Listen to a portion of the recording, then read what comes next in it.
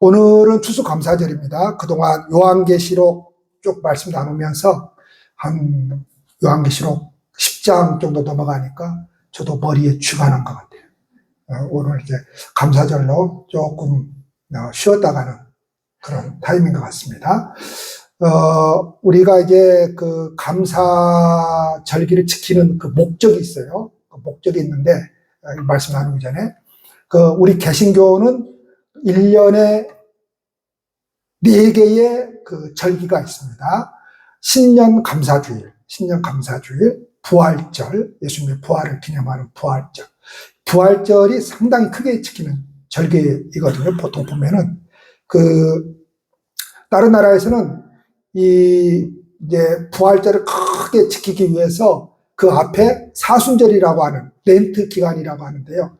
이 40일 동안 보통 이제 금식을 하잖아요. 이렇게 한 끼씩 금식도 하고 또 고난에 참여하기 위해서.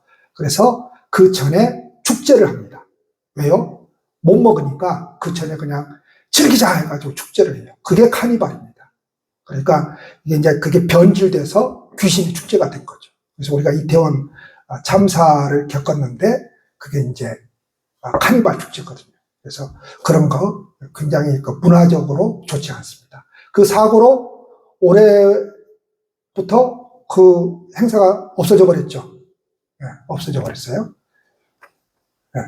자, 부활절. 그 다음에 반년을 뒤돌아보면서 감사하는 맥주감사절. 이게 성경에도 있어요. 성경에도 이제 맥주절을 지키라 해서 지켜요. 그 다음에 마지막으로 이제 추수감사절. 그 다음에 이제 우리가 성탄절기를 지키죠. 이렇게 이제 포함하면 5개인데, 이렇게 이제 4개, 5개, 이렇게 지킵니다. 이렇게 절기를 지키라고 한 것은, 사람이라고 하는 것은 무엇이든지 익숙해지면 감사할 줄 모릅니다. 우리가 이제 부모가 돼보면 자식들에게 이제, 우리도 이제 자식된 그런 위치에 있었을 때가 있죠. 근데 자식들은 다 어떻게 생각을 하는가 하면 부모가 당연히 그렇게 해줘야 된다고 생각을 합니다. 부모는 당연히 자식들한테 재산을 줘야 된다고 생각합니다. 저는 절대로 나눠줄 겁니다. 근데 나눠줄 것이 있을까요? 네. 어쨌든 이게 당연하다고 생각을 하는 거예요. 당연하다고. 그러니까 자식은 부모가 당연히 밥 해줘야 되고, 옷 입혀줘야 되고, 옷 사줘야 되고, 놀러 갈 때 다 해줘야. 이게 당연하다고 생각을 해요. 당연하다고 생각하니까 엄마 오늘 고마워 이 소리 잘 안 하죠. 너무 당연하게 생각을 하니까.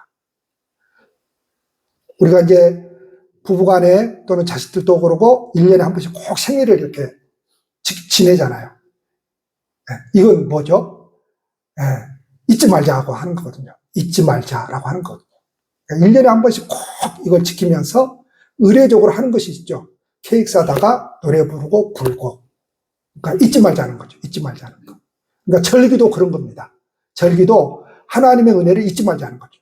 근데 우리가 의례적으로 계속해서 예배 생활을 해오고 있잖아요. 근데 뭐하러 또 특별히 그렇게 절기를 만들어서 하느냐? 사람은 뭐라고요? 그냥 의례적으로 하는 것에 익숙해지면은 그것이 중요한 줄 몰라요. 중요한 줄은 몰라요.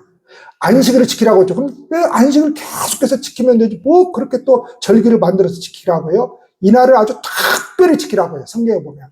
예물도 가지고 나와야 되고, 특별히 이날은 남자들은 뭐예요? 특별히 다 나오라고 그랬죠. 왜 남자들의 이야기를 하고 있는 겁니까? 네. 특별히 이날. 그래서 절기를 지키라고 하는 겁니다. 근데 절기를 지키는 목적이 있어요. 왜요? 바로 하나님의 은혜를 기억하라고 하는 것이죠. 그래서 우리가 이런 절기를 지키면서 지난 한 해 동안을 생각하면서 사실은 추수감사절이라고 하는 것은 사실은 영국의 그 청교도들이 미국 신대륙으로 넘어가서 거기에서 이제 농사를 지어가지고 그 첫 해에 그 농사가 형편없었습니다. 먹고 살기 힘든 그런 농사였거든요. 그거를 너무너무 하나님께 감사하면서 그 정말 부족한데 그거를 나눠 먹으면서 하나님께 감사의 절기로 지키면서 추수감사절로 그렇게 지키고 있거든요. 그러니까 지난 한 해 동안 여러분 못 먹은 사람은 없죠. 우리 웅천동에 사는 사람은. 아마 저쪽 신기동은 있을 것도 같아요. 확실히 다릅니다. 신기동하고 웅천동하고. 제가 이렇게 부자 동네에서 목회를 하니까요. 옛날에 우리가 가난했습니다. 어떻게 보면 여수에서 웅천동이 제일 가난했습니다. 가난한지요. 여수 사람들이 이쪽 웅천동을 모르는 사람들도 많았습니다. 네, 모르는 사람들도 많았어요. 근데 웅천동이 뭐가 돼버렸어요? 여수의 강남이 돼버렸어요. 근데 그때 가난한 시절에 목회한 거하고 지금하고 완전 다릅니다. 왜 다른 줄 아십니까? 그때 가난한 시절의 사람들은 너무 팍팍했어요. 가난해서. 여러분, 가난한 사람들은 문제도 많습니다. 그래서 목회도 힘이 듭니다. 근데 지금은 부자가 다 돼가지고 이렇게 여수 강남에서 목회를 하니까 일이 없습니다. 일이 없어요. 일이 없다니까, 진짜로. 무슨 뭐 교회에 무슨 일이 없다는 게 아니라 속 썩이는 사람이 없어요. 왜요? 다 먹고 사니까 그래요. 사람들이 자기 생활에 만족을 못 가지는 사람들, 이렇게, 힘이 든 사람들은 교회 와가지고 맨날 원망하고 불평합니다. 누구 하나 잡아야 되거든요. 그게 마녀 사냥이잖아요. 그래서 너 때문에 그렇다고요. 너 때문에.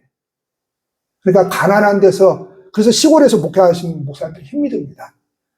왜 힘든 줄 아십니까? 시골은 다 사장님입니다. 자기가 다 농사 짓고 다 사장입니다. 다 사장. 그러니까 시골 사람들은 이렇게 시골 사람들이 여러분, 그 사람들이 아주 착한 사람들, 또는 뭐 아주 고분고분한 사람들이 아닙니다. 절대로. 왜냐?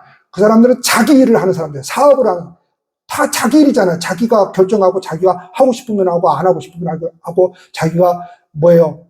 농야 치고 싶으면 치고 안 치고 싶으면 안 치고 자기가 나가고 싶을 때 나가서 하죠. 그래서 여러분 힘듭니다. 다 사장이에요. 근데 도시 목회가 조금 쉽습니다. 왜요? 그래도 직장 생활을 하면서 상사들에게 마음에 안 들어도 예예하는 게 있거든요. 그래서 도시가 훨씬 더 낫습니다. 시골에서 목회하는 목사님들이요, 정말 힘듭니다. 정말 힘들어요. 무슨 이야기를 하려다. 자, 절기를 지키는 목적은 하나님의 은혜를 기억하기 위해서입니다. 자, 그러면 우리가 하나님의 은혜를 기억하기 위해서 세 가지가 필요하거든요. 그게 뭔가 하면, 네, 됐습니다. 됐습니다. 네, 됐습니다. 자, 하나님의 은혜를 기억하기 위해서 우리에게 필요한 것 세 가지인데요. 첫째는 믿음입니다. 믿음. 자, 오늘 이 10명의 나병 환자들이 저 멀리서 예수야, 우리를 도와주십시오. 우리를 치료해 주십시오. 우리를 구원하여 주십시오.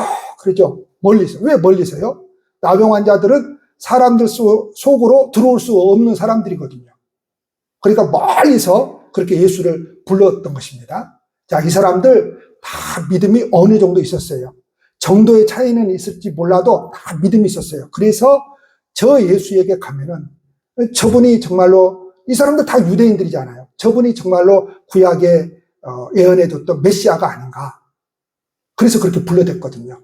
정도의 차이는 다 있었어요. 그래서 예수를 부른 겁니다. 오늘 저와 여러분들도 믿음의 정도의 차이는 다 있어요. 그래서 우리가 그래도 예배당에 나와서 하나님을 찾고 하나님께 예배드리고 찬송하고 기도하는 것은 그 믿음의 정도의 차이는 다 있을지라도 그래도 하나님에 대한 믿음이 있기 때문에 발걸음을 한 거예요. 그 정도의 차이는 다 있을지라도. 그래서 하나님의 이름을 부르는 거예요. 자, 여러분 한번 따라서 합시다. 1부 때는 말씀을 못 드린 건데, 믿음은 세상보다 크다.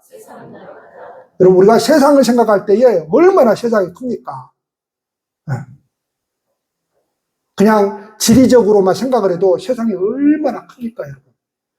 여러분, 우리는 저 동남아를 아주 우습게 보잖아요. 근데 우리나라가 얼마나 작은지 아십니까? 베트남보다도 훨씬 작고요. 라오스보다도 작고, 얼마나 작은지 모릅니다. 태국보다도 훨씬 작고요. 얼마나 땅덩어리가 작은지 모릅니다. 우리가 미국 생각할 때, 중국 생각할 때, 우리의 한반도의 50배잖아요, 50배. 여러분 상상이 갑니까? 러시아 생각할 때 여러분 상상이 갑니까? 열차로 15일간을 달려야 된다고 하는 거 상상이 갑니까? 얼마나 큰지 몰라요. 근데 더 놀라운 것이 있어요. 우리가 믿음을 갖지 않았을 때와 믿음을 가졌을 때, 믿음이 세상보다 크다라고 하는 것은, 우리가 믿음이 없었을 때는 세상의 모든 것들이 나에게 뭐가 됩니까? 짐이 되어버립니다. 두려움이 되어버립니다. 내가 감당할 수 없는 일이 되어버립니다. 근데 우리가 믿음을 갖잖아요. 그리고 그 믿음으로 산다라고 우리가 고백하면서 기도하면서 힘을 가지고 살아가잖아요. 그 믿음이 세상을 짓밟습니다. 이건 정말 놀라운 겁니다, 여러분. 엄청난 놀라운 겁니다. 자, 우리가 어느 정도 믿음이 있기 때문에 찬양도 하고 기도도 하고 예배도 드립니다. 그러나 우리 중에 예수님을 통해서 자신의 삶의 기적과 변화를 체험하면서 신앙생활하고 있는 사람들도 있지만 그렇지 못한 사람들도 많습니다. 왜 그렇습니까? 그 이유가 하나 있습니다. 예수님을 온전히 믿지 못하기 때문에 그렇습니다. 온전히 믿는다고 하는 것에 온전히 믿지 못하기 때문에 그렇습니다. 그분께 내 자신을, 내 삶을 다 의지하지 못하기 때문에 그렇습니다. 우리가 잘 아는 염세주의 철학자 니체가 있습니다. 이 사람 기독교인이었습니다, 처음에. 근데 하나님을 멀리하니까 어떻게 돼요? 그 사상이 뭐예요? 염세주의자가 되고 그 염세주의 철학을 퍼뜨리죠. 그때 당시에 이 니체의 글을 읽고 이 니체의 말을 들으니까 사람이 어떻게 돼요? 모든 것이 그냥 비관적이 되는 겁니다. 그래서 젊은 사람들이 얼마나 자살을 많이 했는지 모릅니다. 근데 이 사람이 이런 말을 했어요. 기독교인들의 믿음을 지팡이에 불과하다 그랬습니다. 오늘도 찬송 가운데 지팡이가 나오는데 지팡이는 뭐예요? 의지할 것이잖아요. 의지할 것. 그런데 내가 지팡이가 필요 없을 때가 있죠. 그러면 쉽게 버려버린다는 거예요. 다시 말해서 많은 기독교인들 가운데 그저 하나님을 지팡이처럼 의지하다가 그 지팡이가 내게 필요 없다고 생각될 때, 더 이상 내가 그걸 의지하지 않아도 내가 살아간다고 생각을 할 때 그 하나님을 뭐처럼 버려본다는 겁니까? 지팡이처럼 버려버린다라고 하는 것이죠. 여러분, 그건 신앙이 아닙니다. 자, 우리가 힘들고 어렵기 때문에 하나님을 의지하는 게 아닙니다, 여러분. 자, 물론 우리가 힘들고 어렵기 때문에 하나님 의지해요. 그러나 힘들고 어렵기 때문만은 아니에요. 만약에 우리가 하나님을 의지하는 바 힘들고 어렵기 때문에만 하나님을 의지한다면 우리의 문제가 해결되면 어떻게 해버려요? 지팡이를 버리듯이 우리도 하나님을 버려버린다라고 하는 것이죠. 그러니까 이 니체가 굉장히 자기도 기독교인으로 살아봤으니까 굉장히 기독교를 이렇게 힐난하면서 기독교가 가지고 있는 그런 기독교인들의 신앙이 얼마나 옅은지 가벼운지를 꼬집는 거죠. 오늘 말씀에 보면은 10명의 사람들이 그 문둥병에서 나음을 입었습니다. 근데 한 사람만 예수님 앞에 와서 감사를 했어요. 근데 성경에서 그걸 기록을 하고 있어요. 이 사람이 누구냐? 사마리아인 한 사람, 이렇게 기록을 하고 있습니다. 사마리아인 한 사람. 자, 그러면 지금 예수님께서 말씀하시고자 하신 것은 뭐냐? 다른 사람들은 유대인들이에요. 그러니까 사마리아인만 와서, 이방인이거든요, 사마리아인은. 그때 당시에. 사마리아인만 와서 하나님께 감사했다라고 하는 것은 뭘 말하는 거예요? 성경에서 깊이 있게 말하려고 하는 것은 무슨 나병 환자가 나았다, 이걸 말하려고 하는 게 아니라 그 율법을 의지하고 자기를 의지하는 사람들은 하나님 앞에 감사하지 않더라는 거죠. 자, 그런데 누가 와서 하나님께 영광을 올려드리고 하나님께 감사하느냐? 바로 이방인, 그 사마리아인이 예수님께 와서 감사하고 하나님께 영광을 올려드리다라고 하는 것이죠. 자, 이 사람은 하나님의 은혜와 기적을 경험했습니다. 자, 그래서 저와 여러분들도 그 하나님의 은혜와 기적 또는 그 하나님의 은혜가 얼마나 내 인생 가운데서 깊이 있는가를 경험하기 위해서는 뭘 가져야 된다는 거예요? 믿음을 가져야 된다. 믿음. 할렐루야. 자, 믿음을 가져야 된다라고 하는 것은 단순히 하나님을 인정하라고 하는 것이 아닙니다. 여러분, 구원이라고 하는 것은 하나님을 인정하기 때문에 구원받는 거 아닙니다, 여러분. 많은 우리 대한민국의 기독교인들은 그렇게 생각을 하고 있어요. 하나님을 인정하는 것을 구원으로 생각하는 사람들이 너무 많습니다. 마치 이것과 같습니다. 비가 오는데 태양은 보이지 않아요. 그러면 내가 태양은 없다고 해서 태양이 없는 거 아니잖아요. 그렇죠? 있다고 해서 태양이 있고 없다고 해서 태양이 없는 거 아니잖아요. 그러니까 하나님이 계셔 인정해. 그걸 구원이라고 생각하면 안 됩니다. 그걸 하나님의 자녀됨이라고 생각하면 안 됩니다. 하나님은 내가 인정하지 않아도 존재하시는 분이에요. 내가 인정한다고 해서 존재하고 인정하지 않는다고 해서 없는 그런 하나님이 아니에요. 그럼 믿음은 뭐예요? 믿음은 그 하나님을 내 심령에 모셔드리는 것이고, 그리고 온전히 그분만을 의지하며 살아가는 거예요. 내 모든 삶의 여정 가운데 그분만을 의지하고 살아가는 겁니다. 그분이 내 인생의 모든 것이 되는 것입니다. 아멘. 자, 이게 온전한 믿음이에요. 두 번째는 예배입니다. 예배. 자, 예배. 자, 그 사마리아인 한 사람이 돌아와 예수의 발 아래에 엎드려 감사하니 그랬어요. 자, 엎드렸다라고 하는 것은 내 병을 치료해 주신 당신을 존경합니다. 이런 말이 아니에요. 예배와 관련이 있습니다. 그러니까 지금 이 사마리아인 나병 환자는 고침을 받고 내가 지금부터 예수님 당신을 나의 예배의 대상으로 삼겠습니다. 이 고백을 지금 하고 있는 겁니다. 그러니까 이 사람은 지금 앞으로 장차 자신의 삶을 어떻게 살아가겠다는 거예요. 당신에게, 하나님에게 예배하면서 살아가겠다라고 하는, 그래서 엎드립니다. 그리고 그 엎드림의 그 예배를 통해서 하나님께 영광을 올려드렸습니다. 자, 하나님은 여러분 우리를 어디에서 만나기를 원하시느냐? 예배 가운데 만나기를 원하십니다. 왜 이 예배가 소중하느냐? 바로 이 예배를 통해서 하나님께서는 영광을 받으시기를 원하시고, 하나님은 이 예배를 통해서 당신의 영광을 사람들에게 나타내기를 원하십니다. 그러니까 이 예배가 아니고서는 인간이 하나님을 만날 수 있는 통로가 없습니다. 이 예배가 아니고서는 우리 인간이 하나님께 영광을 올려드릴 수가 없습니다. 나는 예배 드리지 않고도 착한 일을 많이 하는 것이 더 중요하고 다른 사람들 도와주는 것이 더 중요하지, 예배만 드린다고 천만에요. 예배를 드리지 않고 착한 일 많이 하고 다른 사람들 뭐 많이 도와주고 다른 일들을 하잖아요. 그러면 꼭 인간은 자기를 나타냅니다. 그게 율법입니다. 그게 율법이에요.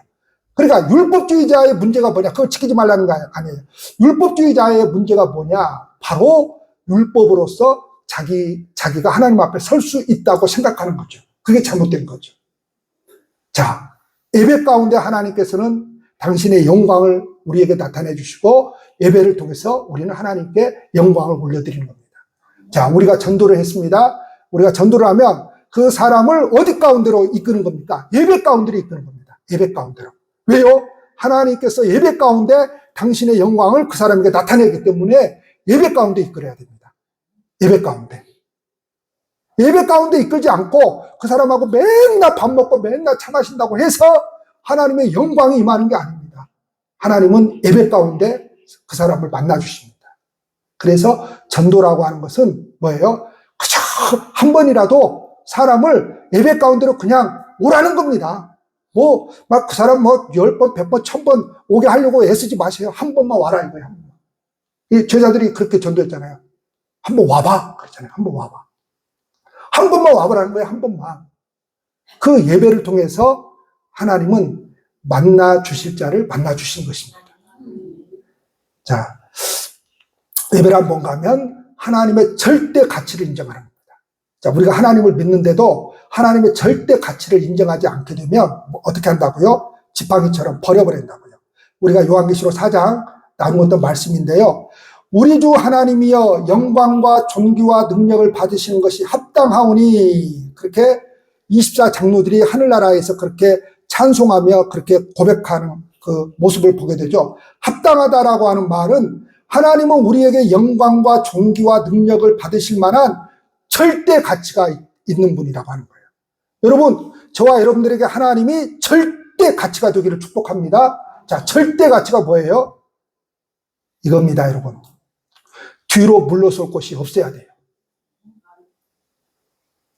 자, 우리를 하나님을 믿으면서 하나님이 내 인생의 절대 가치가 된다라고 하는 것은 더 이상 내가 물러설 곳이 없어야 돼요. 내가 더 이상 물러서면 웅천 바다에 빠져서 죽는 길밖에 없다고 생각을 해야 돼요. 그래야 하나님만을 붙들고 살아갑니다. 그래야 하나님만을 의지하고 살아갑니다. 네. 자, 많은 목사님들을 보게 됩니다. 자, 목사님도 목회하다가 목회를 그만두고 세상에서 이렇게 직장이나 뭐 사업을 가는 사람들이 많습니다. 자, 그게 제가 지금 잘못됐다고 하는 게 아닙니다. 자, 절대 가치가 돼야 돼요, 하나님이. 그러니까, 이거 아니면 난 죽는다, 이게 돼야 돼. 이거 아니면 난 죽는다. 근데, 재주가 많으면 어떻게 돼요? 에이, 뭐, 속상하게 사람들한테 이 꼴 저 꼴 당하고, 이런 소리 저런 소리 들으면서 내가 가서 학원 사업만 해도 내가 얼마를 버는데 더러워서 못하겠다고 하고 가버립니다. 왜? 하나님이 절대 가치가 안 되기 때문에. 이 목회가 절대 가치가 아니기 때문에 그렇습니다. 여러분, 하나님이 절대 가치가 돼야 돼요. 자, 하나님이 절대 가치가 되면 여러분 어떻게 되는 겁니까? 그냥 이 길로 가는 겁니다. 이 길로. 근데 하나님이 절대 가치가 되지 않으면 뭐예요? 이럴 때는 쉬어가야지. 이럴 때는 방학해야지. 이럴 때는 숨어들어야지. 이럴 때는 안 가는 거야. 이럴 때는 놀러 가는 거야. 이렇게 됩니다. 절대 가치가 되어야 됩니다. 할렐루야. 자, 영적 무기력이 여러분 어디에서 옵니까? 예배의 실패에서 옵니다. 자, 우리가 신앙생활 하다 보면은 무기력해질 때가 있어요. 왜 그런 거예요? 예배에서 실패하기 때문에 그렇습니다. 자, 옛날 우리 신앙의 선배들은 우리보다 훨씬 어려운 삶을 살았어요. 그런데도 그들은 더 우리보다 훨씬 성령 충만, 영적으로 충만했어요. 우리가 잘 아는 손명의 시인은 여러분, 그거는 우리 인간의 눈으로 봐서 사람도 아닙니다. 막 삐뚤어지고 이러고 있고 정상도 아니에요. 말도 못하고. 근데 그분이 얼마나 영적으로 뛰어납니까? 크로스비라고 하는 여사가 성경 찬송가를 어마어마하게 작사를 했습니다. 근데 그분이 어떤 사람인지 아세요? 소경입니다. 여러분, 유튜브로 혹시 검색해서 한번 보세요.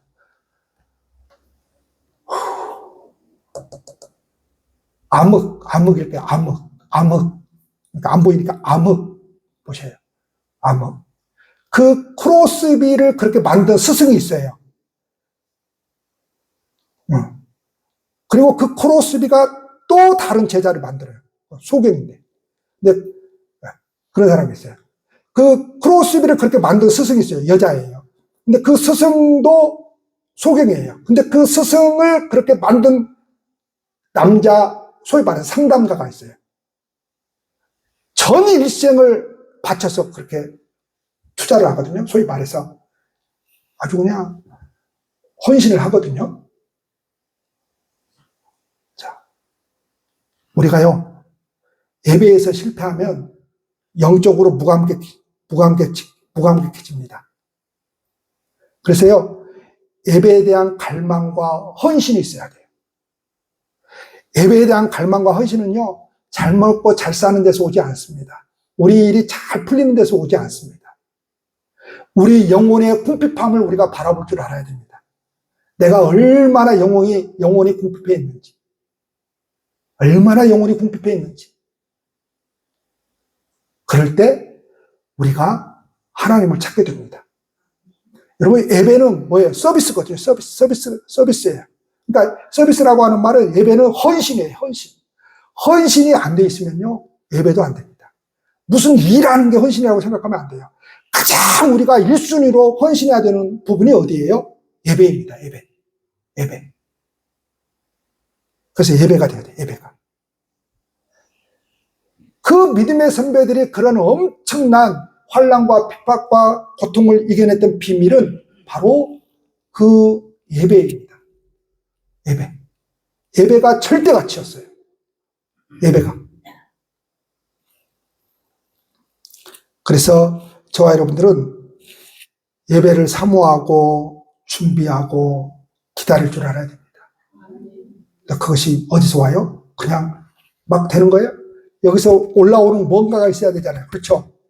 여기서 올라오는 뭔가가 있어야 돼요. 그래서 올라오는 뭔가를 만들어내는 것이 뭐예요? 기도입니다. 기도. 그래서 기도하다 보면 뭔가 올라오는 것이 느껴져요. 기도하다 보면.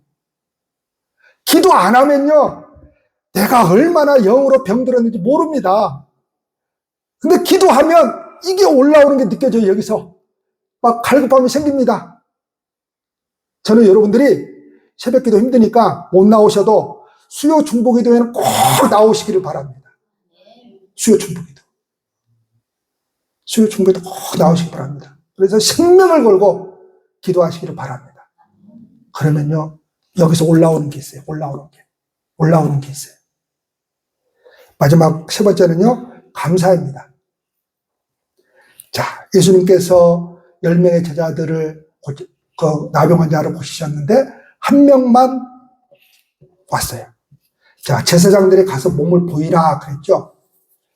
자, 왜 제사장들에게 가서 몸을 보이라고 했느냐? 그때 당시에, 그러니까 예수님께서 오셨을 당시는, 그러니까 지금도 마찬가지지만 유대인들은 구약의 율법을 지키며 살아가던 사람들이거든요. 그리고 거기에 제사장들이 있었잖아요. 그리고 그 제사장들이 하는 일은 소위 쉽게 말하면 이렇게 목회를 하는 거죠. 목회를 하는 거예요. 그런데 구약의 제사장들은 어떤 또 기능을 또 하나 감당하고 있었는가 하면 법률가입니다. 법률가. 그 기능을 가지고 있어요. 그러니까 우리는 소위 말해서 그 나라의 법과 이렇게 종교가 분리되어 있잖아요. 그러나 이스라엘은 분리되어 있지 않습니다. 종교가 곧 법이잖아요.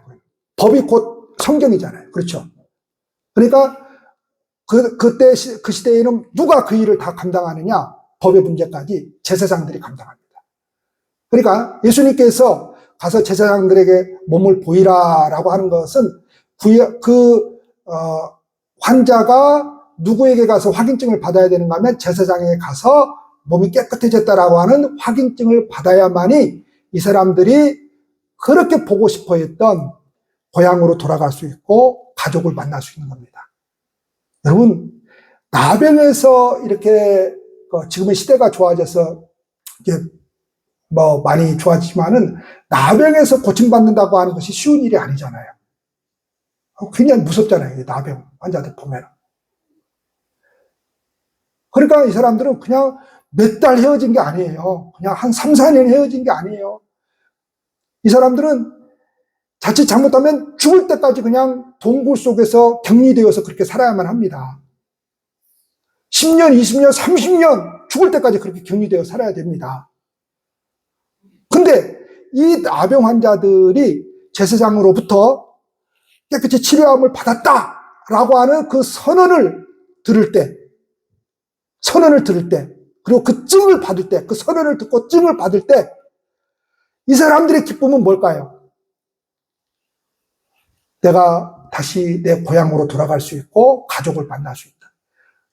어머니, 아버지를 만날 수 있고, 보고 싶은 자식들을 만날 수 있다라고 하는 복음이 되는 거죠. 기쁜 소식이 되는 거죠. 저와 여러분들에게 기쁜 소식은 뭡니까? 바로 하나님께서 예수 그리스도의 십자가를 통해서 네 죄가 다 용서받았다라고 하는 선언을 들은 거죠. 저와 여러분들이. 그래서 그걸 우리는 복음이라고 말합니다. 복음, 기쁜 소식이라고 그래서 말을 하는 거예요. 우리가 예수 믿고 가장 감사하는 것은 무엇입니까? 물론 우리가 인생을 살아가면서 하나님의 은혜로 먹고 살았고, 뭐, 이렇게, 사람들도 붙여주시고, 일도 잘 되고, 질병에서 노임도 받고, 다 감사할 일이죠. 근데 가장 큰 감사는 뭐예요? 선언으로서 하나님께서 네 죄가 다 용서받았다는 사실이죠. 할렐루야. 다 용서받았습니다. 자, 무슨 죄? 일평생의 죄를 다 용서받은 거예요. 할렐루야. 일평생? 거기서 아멘이 작아지네. 아유, 아닌 것 같은데. 목사님 저도 마찬가지예요.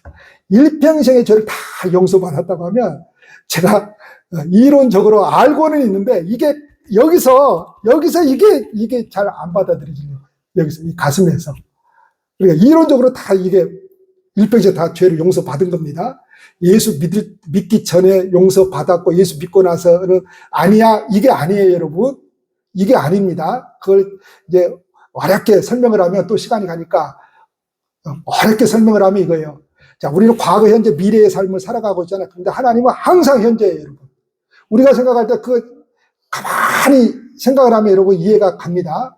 쉽게 말해서 지구는 365일이지만 우리 지구보다도 100배, 1000배가 큰 별들이 있다니까요. 그래서 성경에 보면 하루가 1000년 같고 1000년이 하루 같은 하나님 그러죠. 그걸 이해를 해야 돼요. 그러니까 과학이 발달하면 하나님이 어떤 분이신가를 더 잘 이해할 수 있어요. 왜요? 과학은 하나님의 천지창조를 발견할 수밖에 없기 때문에. 네.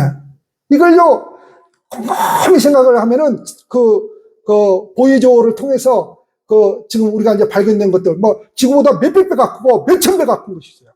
태양이 제일 큰 게 아니에요. 태양보다도 몇백 배가 크고 몇천 배가 큰 별이 있어요.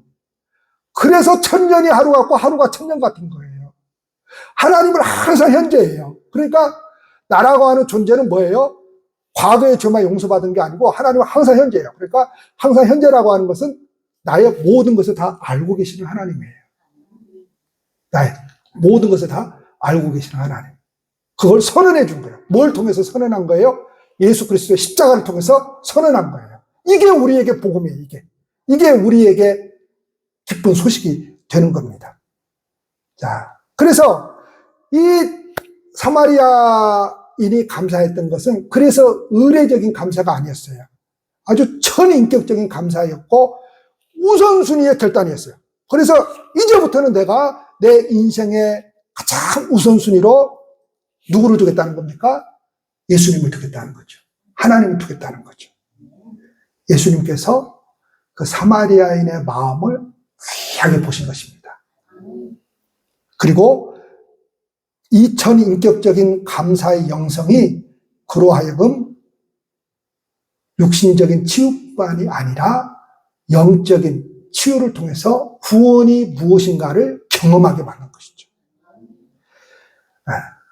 추수감사절이 앞으로의 신앙 안에서도 감사가 회복될 수 있도록 믿음과 예배 그리고 기도와 감사로 열심히 낼 수 있는 저와 여러분들이 되어지기를 축복합니다. 기도하시겠습니다. 하나님 아버지 감사합니다.